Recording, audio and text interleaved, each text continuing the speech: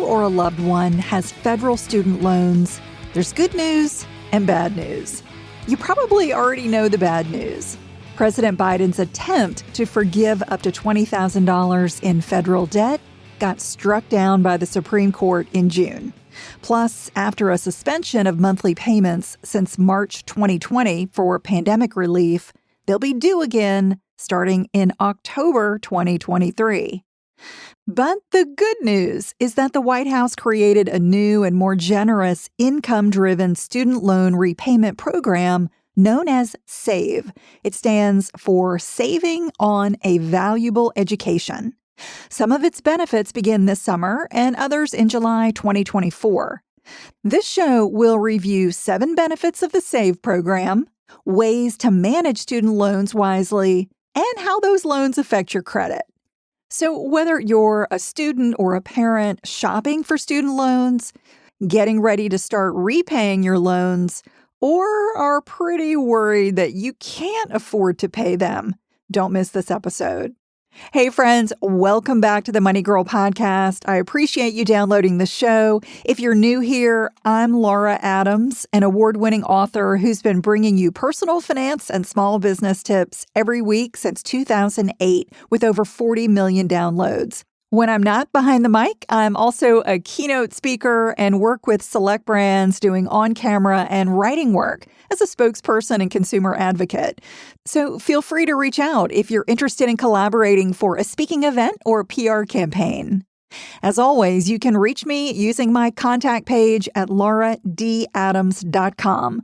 That's also where you can learn more about my work, award-winning personal finance books, and money courses. You can also leave me a message or a money question by calling 302-364-0308. I look forward to hearing from you. All right, so let's get into the details on the SAVE repayment program. SAVE opened for enrollment on August 22, 2023, and it is one of several income-driven repayment options for those with undergraduate or graduate federal student loans. Income-driven means the payments are based on your annual earnings and household size. The loans that qualify for the SAVE program include direct subsidized, unsubsidized, consolidated, and plus loans to a graduate student. Now, note that parents who took out plus loans to help a child pay for college don't qualify for SAVE. However, there are other income-based programs for parents. So if you are struggling to repay a plus loan, make sure you look at the other options out there. Other loans, like federal family education loans and Perkins loans, those are held by a lender instead of the government. Those have to be consolidated first. You have to move them into a direct loan in order to qualify for SAVE, but that shouldn't be a problem. And note that private student loans never qualify for federal assistance, and that includes the new SAVE plan that we're talking about here. So if you need assistance paying your qualifying federal student loans, we're going to go through 7 benefits of the SAVE program that you should know. Some of them are brand new. They're features that are not found in any other program. So it's really important to get familiar with this. So the first benefit is that SAVE offers the lowest payments. That's what makes SAVE such a big deal. It's going to give more low-income borrowers the lowest possible payment on their federal student loans. Starting in July 2024, SAVE is going to replace one of the existing repayment programs called the Revised Pay-as-you-earn or REPAY plan. So it's going to replace that next summer, and it's going to reduce payments on undergraduate loans from 10% of discretionary income down to 5% of discretionary income. And if you've got graduate loans, those are also eligible for SAVE, but the payments will be 10% of discretionary income. Now, you may be thinking, well, what exactly is discretionary income? Well, under the old REPAY program, discretionary income was defined as income over 150% of the federal poverty level. But SAVE increases that to 225% of the poverty level. So that decrease in discretionary income is expected to drop many borrowers' payments by 40%, with the lowest income borrowers paying 80% less, a significant reduction, and some will pay zero, which we'll talk about next. So that's the second benefit of SAVE, is that SAVE allows more borrowers to pay nothing. SAVE immediately protects more income from repayment calculations, which could reduce more than 1 million borrowers' payments to zero. And that feature starts right away. For instance, if you're single and earn less than $32,805, or you've got a household of 4 and earn less than $67,500, you don't have to make loan payments under SAVE. The third benefit is that SAVE forgives unpaid monthly interest. So this is a new feature allowing unpaid interest to just be eliminated. That starts in October 2023. For instance, if your monthly interest is $30, but your payment only covers $25 of interest, that remaining $5 gets canceled. And those who qualify to pay zero on their loans also get all their interest wiped out. So remember that interest accrues again starting on September 1, 2023, with payments starting in October. But if you qualify for the SAVE program, interest never accrues as long as you're making timely payments, which is fantastic. The fourth benefit is that SAVE doesn't require you to include a spouse's income.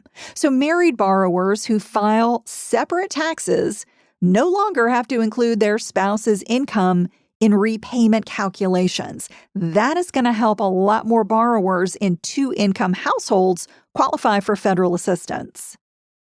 The fifth benefit is that SAVE allows some loans to be canceled after 10 years.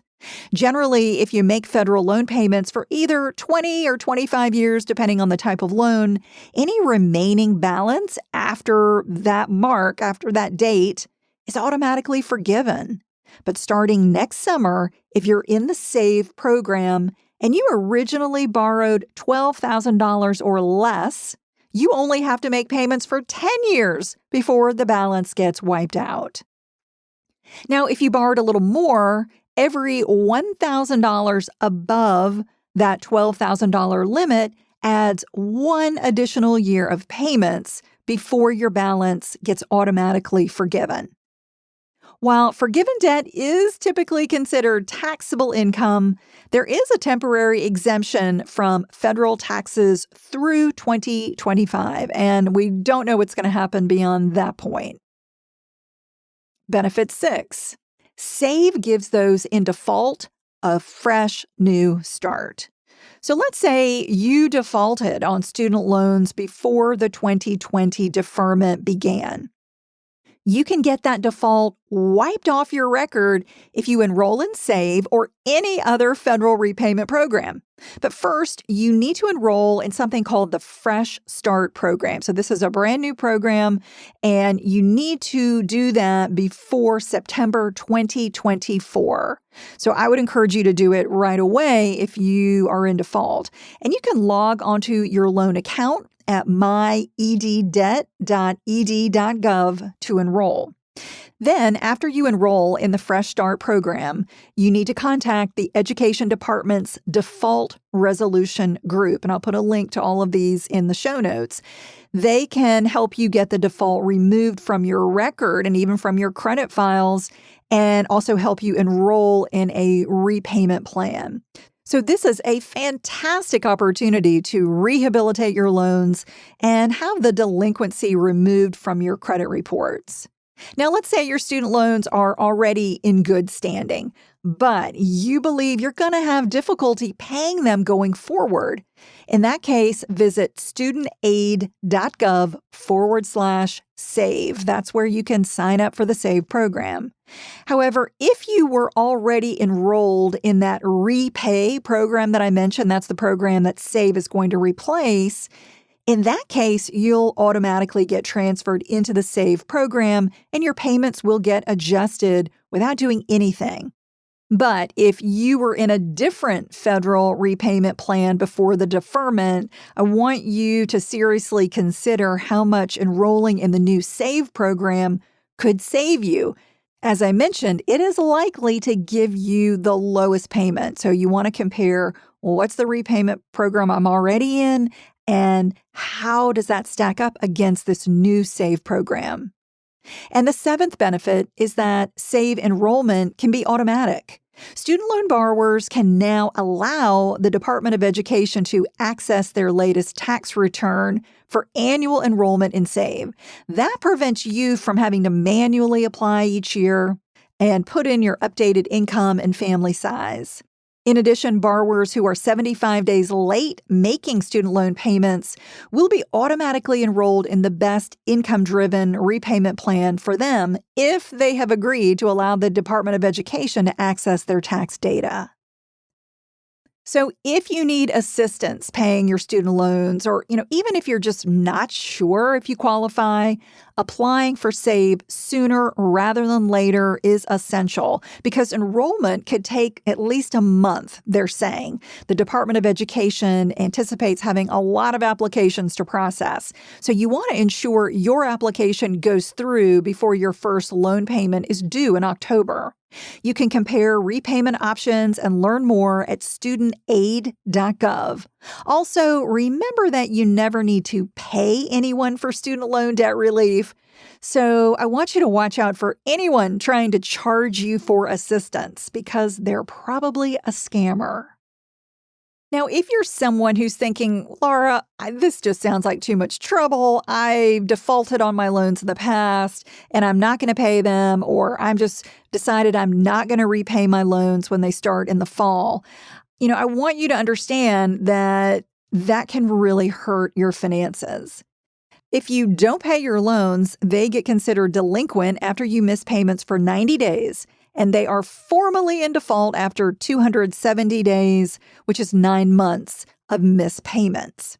Once you have federal student loans in default, it's very serious because it gets reported to the credit bureaus. That's going to cause your credit scores to drop. Plus, the government can do all kinds of things like garnish your wages, withhold tax refunds, deny you access to other government-backed loans like mortgages. They can charge fees. They can impose additional hardships as well. So you just don't want to let that happen. If you enroll in Fresh Start, all collections activities on federal student loans in default get suspended until the program expires. So again, there's no excuse for not contacting your loan servicer for guidance, enrolling in Fresh Start, and choosing a suitable repayment program. Remember that depending on your income and family size, your loan payment could get reduced to zero. So if you have student loans that you've been worried about repaying, or you're just not sure if you qualify for federal assistance, I hope this show has been helpful. That's all for now. I'll talk to you next week. Until then, here's to living a richer life. Money Girl is a quick and dirty tips podcast. It's audio engineered by Steve Rickyberg with editing by Adam Cecil. Our advertising operations specialist is Morgan Christensen. Our digital operations specialist is Holly Hutchins. And our marketing and publicity associate is Davina Tomlin.